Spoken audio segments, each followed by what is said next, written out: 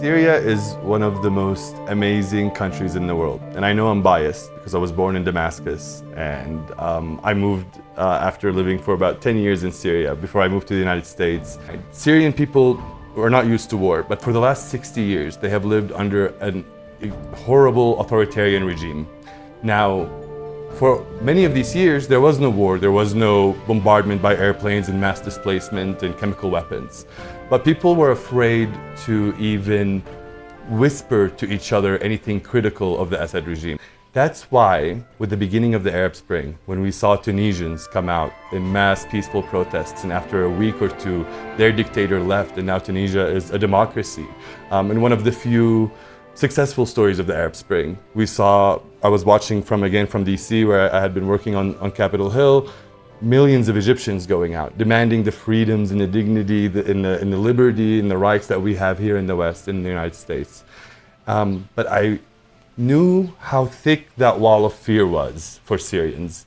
And I never expected that that wall would be broken. But what's so inspirational and beautiful about the Syrian Revolution, and it's a revolution, and so hundreds of thousands came out in the southern town of Daraa, and then millions.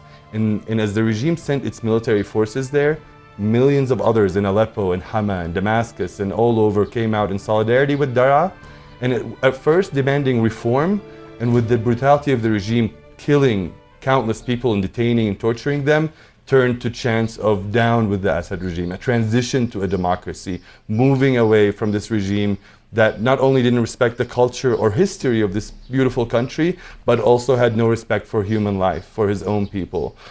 So that's the general story of the Syrian Revolution, which became, over time, much more complex. And now, 10 years into the war, 14 million people are displaced, between refugees and internally displaced. Over 1 million have been killed. The United Nations stopped counting at 500,000.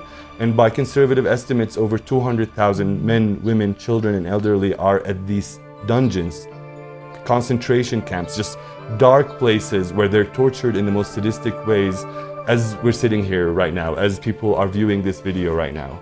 And so what's important is to understand the history of Syria, and also understanding that it's in our own best interest to learn and care for what's happening there, and then help to bring an end to the killing. Because by doing so, not only are we protecting lives there, but we're also making our own selves more secure here at home.